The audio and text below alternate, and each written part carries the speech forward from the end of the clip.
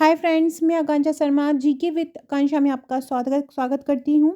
Friends, आज हम maths के क्वेश्चन देखने वाले हैं। मैथ्स के ऐसे क्वेश्चन जो व्यापम प्रीवियस एग्जाम में पूछ चुका है, तो वही प्रश्न हम 3 से 4 प्रश्न देखेंगे और आपको ऐसे तैयार करना है कि इस प्रकार का कोई भी प्रश्न आ जाए तो आप उसको फिर भूलो ना। कुछ देखिए, कुछ प्रश्न ऐसे होते हैं जो हमेशा आते हैं, लेकिन कुछ प्रश्न थोड़े से हटकर आते हैं। मैं वही वही क्वेश्चन आपको इस वीडियो के माध्यम से करवाऊंगी। और वीडियो के माध्यम से मतलब है कि मैं रोज़ जो वीडियो ला रही हूँ अलग अलग सब्जेक्ट की, चाहे हिंदी का हो चाहे इंग्लिश का हो, चाहे हाँ जीके का तो चल ही रहा है, प्रबंधन हो, कंप्यूटर हो, और मध्य प्रदेश जीके की एक सीरीज़ चल रही है व्यापम के पुराने प्रश्नों की, और सामान्य ज्ञान की एक अलग सीरीज़ चल रही है। तो उसी प्रकार से ये मैथ का है। मैथ्स के लिए प्लेलिस्ट बना दूंगी, तो मैथ्स के और रीजनिंग के क्वेश्चन मैं इसी प्रकार से आपको करवाऊंगी। तो चैनल को सब्सक्राइब जरूर कर लीजिएगा ताकि आपको वीडियो की रेगुलर अपडेट मिलती रहे। तो चलिए पहला प्रश्न देखते हैं। पहला प्रश्न है कि 3 से प्रारंभ और 5 से समाप्त होने वाली, 3 से प्रारंभ हो और 5 से समाप्त हो होने वाली महत्तम और लघुत्तम 4 अंकीय संख्याओं के बीच अंतर बताओ। महत्तम मतलब हमको सबसे बड़ी लिखना है और लघुत्तम मतलब सबसे छोटी लिखना है, जो 4 अंकों की हो। और सब कंडीशन क्या हो कि वो 3 से आरंभ हो और 5 से स्टार्ट, 5 पे उसका अंत हो। तो इस प्रकार का क्वेश्चन आ जाएगा, तो बिल्कुल भी कंफ्यूज नहीं होना है। 4 अंकों का है तो हमको समझना है, और 3 से स्टार्ट तो हमको समझना है कि 3000 और 3999 के ये बीच में ही होगा, क्योंकि 3 से शुरू हो रहा है। तो हम शुरू देखेंगे तो 3000 से 3999 तक ही होगा। अब इसके बाद बोल रहे हैं जो सबसे पहली सबसे छोटी हो, सबसे लघुत्तम क्या होगी, और जिसके लास्ट में 5 हो। तो 3001, 3002, 3003, 3004 और 3005। सबसे छोटी क्या हो जाएगी? 3000 से स्टार्ट होने वाली जिसके लास्ट में 5 हो, 3005 हो जाएगी। और सबसे अधिकतम क्या हो जाएगी? तो देखिए 3999 जो है वो 3 से शुरू होने वाली सबसे बड़ी संख्या है। अब हम इसके पहले जाएंगे तो 3998, उसके पहले 97, उसके पहले 96, और फिर 3995। 3995 जो है सबसे बड़ी हो जाएगी, जिसके शुरू में 3 होगा और लास्ट में 5 होगा। ऐसे ये सबसे छोटी हो जाएगी जिसके शुरू में 3 होगा और लास्ट में 5 होगा। तो आपको समझ में आ रहा होगा कि 3995 कैसे है, क्योंकि 3000 से 3999 के बीच में सबसे छोटी जो हो रही है वो 3005 हो रही है, और सबसे बड़ी जो हो रही है 3995 हो रही है। ऐसी संख्या जिसके अंत में क्या है? 5 है। अब वो पूछ रहे हैं इन 4 अंकीय संख्याओं के बीच में अंतर कितना होगा। तो हम 3995 में से 3005 को माइनस कर देंगे तो 5 में से 5 जाएगा, कुछ नहीं बचेगा। 9 में से 0 जाएगा, 9 बचेगा। 9 में से 0 जाएगा, 9 बचेगा। तो आंसर आपका 990 आ जाएगा, और यहाँ पे 990 आपका आंसर टिक हो जाएगा। अगला क्वेश्चन पर बताती हूँ। अगले क्वेश्चन पर जाने से पहले, अभी तक आपने मेरा व्हाट्सएप ग्रुप ज्वाइन नहीं किया है, टेलीग्राम ग्रुप ज्वाइन नहीं किया है, इंस्टा ज्वाइन नहीं किया है, टेलीग्राम नहीं ज्वाइन किया है, फेसबुक ग्रुप ज्वाइन नहीं किया है, तो ज्वाइन कर लीजिएगा। डिस्क्रिप्शन बॉक्स में आपको उसका लिंक मिल जाएगा। अगला फ्रेंड्स, ये मेरे पटवारी भर्ती के नोट्स हैं। पटवारी भर्ती की आपको ये टोटल 10 बुकलेट मिलती हैं। इसमें मैथ्स की बुकलेट भी मिलेगी, यहाँ पे आपको लगभग हजारों इसी प्रकार के प्रश्नों का संग्रह है। प्रबंधन की बुकलेट मिलेगी, कंप्यूटर की बुकलेट, कंप्यूटर के कम से कम 52-53 आपको प्रैक्टिस सेट दिए गए हैं। हिंदी में आपको हर टॉपिक को अच्छे से हैंड रिटन कवर करके सरल भाषा में पीछे प्रैक्टिस दिए हैं। ऐसे ही मध्य प्रदेश सामान्य ज्ञान है, और ये पूरे योजना, कल्याणकारी कार्यक्रम, बजट, आर्थिक सर्वेक्षण आदि की है। ये व्यापम के क्वेश्चन जो बार बार पूछे जाते हैं उनकी है। विज्ञान के 3000 प्रश्न हैं, सामान्य ज्ञान के और सामान्य अंग्रेजी, जिसका चार्ज 2199 है। ये टोटल 10 बुकलेट आपको मिलेंगी। साथ में इसके आपको व्हाट्सएप का ग्रुप दिया जाता है, जहां आपकी तैयारी कराई जाती है, आपकी तैयारी को बेहतर करवाया जाता है। यहाँ पर रोज आपको रीजनिंग के क्वेश्चन दिए जाते हैं, रोज करंट अफेयर्स दिए जाते हैं। पूरे साल भर का करंट यहाँ आपको दिया जाएगा, ताकि आपको एग्जाम के पहले पूरा का पूरा करंट तैयार हो जाए। करंट राष्ट्रीय अंतर्राष्ट्रीय के जो महत्वपूर्ण महत्वपूर्ण टॉपिक हैं, कहाँ कौन सा रामसर स्थल जुड़ा, कहाँ कौन सा नया बाघ अभ्यारण्य जुड़ा, इस प्रकार के सभी क्वेश्चन आपको इस ग्रुप में कराए जाएंगे। ये ग्रुप आपको केवल नोट्स लेने पर ही मिलता है। अगला क्वेश्चन है, एक वर्ग है और एक त्रिकोण है। मतलब क्या है? एक वर्ग है और एक क्या है? त्रिकोण है। दोनों याद रखिएगा, एक वर्ग है और एक त्रिकोण है। दोनों का परिमाप बराबर है। त्रिकोण के तीनों भुजाओं की लंबाई 6.1 मीटर, 6.1 सेंटीमीटर, 8.2 सेंटीमीटर और 9.7 सेंटीमीटर है। ये त्रिभुज के परिमाप की लंबाई है। देखो फ्रेंड्स, जो त्रिभुज का परिमाप होता है उसका मतलब होता है त्रिभुज की तीनों भुजाओं का योग।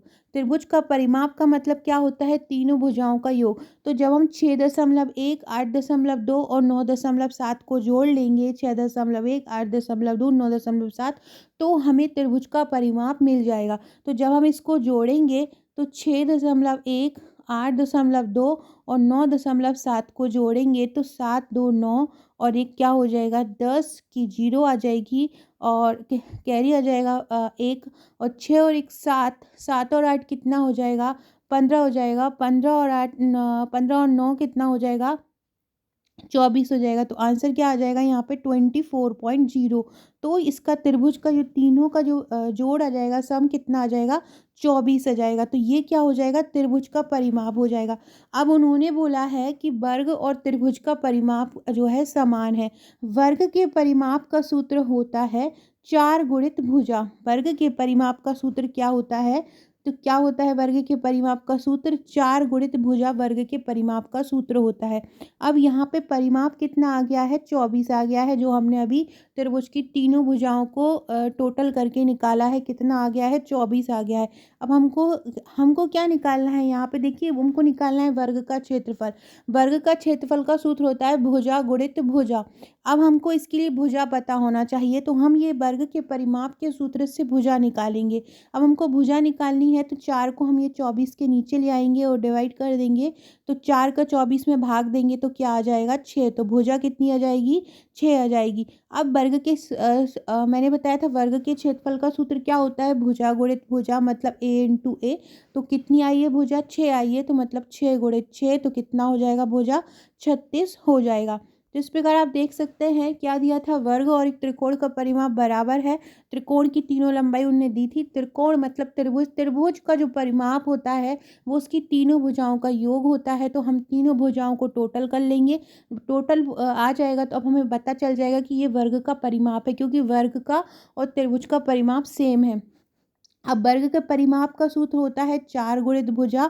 अब जब हमको भुजा निकालनी है तो इस परिमाप में हम 4 का डिवाइड कर देंगे, मतलब 24 में 4 का डिवाइड कर देंगे तो आंसर आ जाएगा 6। अब हमको निकालना है वर्ग का क्षेत्रफल। वर्ग का क्षेत्रफल इक्वल क्या हो जाएगा? भुजा गुणित भुजा, मतलब साइड इंटू साइड। तो 6 आ रहा है तो 6 में 6 का इंटू कर देंगे तो कितना आ जाएगा? 36 आ जाएगा। अगला क्वेश्चन है, दो संख्याओं का योग 10,80 है। दो संख्याओं का योग कितना है? 1080 है एवं उनका महत्तम समावर्तक 36 है। और उनका महत्तम समावर्तक कितना है? जो है 36 है। तब इन संख्याओं का युग्म क्या होगा? तो देखो, महत्तम समावर्तक है मतलब 36 से ही कहीं ना कहीं उनका गुणनखंड होगा। महत्तम समावर्तक मतलब वो उसके गुणनखंड होंगे। तो हम और इनके दोनों गुणनखंडों का योग कितना है? 1080। तो महत्तम समावर्तक 36 है, मतलब 36 के दो गुणनखंड होंगे। तो वो गुणनखंड हमने माने x और y है। तो 36 x हो गए और 36 y हो गए। 36 x और 36 y का योग उनने कितना दिया है? 1080 दिया है। तो हमने ये पहला समीकरण बना लिया, 36x प्लस 36y बराबर 1080। अब यहाँ से हम 36 को कॉमन लेके 1080 से क्या कर देंगे? 36 को कॉमन लेके 1080 से डिवाइड कर देंगे। 36 को कॉमन लेके जब हम 1080 से डिवाइड करेंगे तो ये क्या हो जाएगा? 36 दिया कितना होता है? 108। तो क्या आ जाएगा? 30 आ जाएगा। तो x धन y बराबर कितना आ जाएगा? 30 आ जाएगा। अब देखो, x धन y बराबर 30 आ रहा है, इसका मतलब x और y का टोटल कितना हो रहा है? 30। तो हम कोई भी संख्या मान लेंगे कि माना x बराबर 7 और y बराबर 23। तो 23 और 7 कितने हो जाएंगे? टोटल 30 हो जाएंगे। तो इस प्रकार से हमारी ये संख्या हो जाएंगी। अब हम जब ऊपर वाली संख्या को हमें बनाना है, हमने एक को 36x माना था और एक को 36y। x कितना आ गया हमारा? 7। तो हम 36 में काय का गुणा कर लेंगे? 7 का कर लेंगे। ऐसे ही y बराबर क्या आ गया? 23। तो हम 36 में काय का गुणा कर लेंगे? 23 का गुणा कर लेंगे। तो हमारा ये आंसर आ जाएगा। तो इस प्रकार से हमारा आंसर आ जाएगा 252 और 828। एक बार और बता देती हूँ, दो संख्याओं का योग कितना है? 1080। तो और दो संख्याओं का x हमने माना x प्लस वाई 1080 है। अब वो बोल रहा है इनका महत्तम समावर्तक 36 है, तो मतलब 36x हो जाएगा और 36y हो जाएगा। इन दोनों से 36 कॉमन लेके 1080 से क्या कर देंगे, डिवाइड कर देंगे। जब 1080 से 36 को डिवाइड करेंगे तो कितना आ जाएगा, 30 हो जाएगा। अब x धन y बराबर क्या हो जाएगा, 30। अब 30 किन दो संख्याओं से मिलके बना होता है, और ऐसी संख्या हमको आपको लिखना है कि जो गुणनखंड हो किसके, 36 के गुणनखंड हो, मतलब और जिसका महत्तम समावर्तक क्या आ रहा हो, 36 आ रहा हो। तो वो क्या ले लेंगे, हम 23 ले लेंगे और 7 ले लेंगे। 23 और 7 का टोटल कितना हो रहा है, 30 हो रहा है। अब हमने 36x लिया था तो 36 में 7 का गुणा कर देंगे, और 23 में, और हमने दूसरा क्या लिया था, 23 लिया था, तो 23 में 36 का गुणा कर देंगे। तो इस प्रकार से हमारा आंसर निकल आएगा। सो फ्रेंड्स, ये था आज का क्वेश्चन। अगर क्वेश्चन अच्छे लगे हों तो चैनल को सब्सक्राइब कीजिएगा। इसी प्रकार के मैथ्स और रीजनिंग में करवाऊँगी। इसके अलावा जीके की भी सीरीज़ चल रही है, तो वो भी आप देखते रहिएगा। Okay friends, thank you.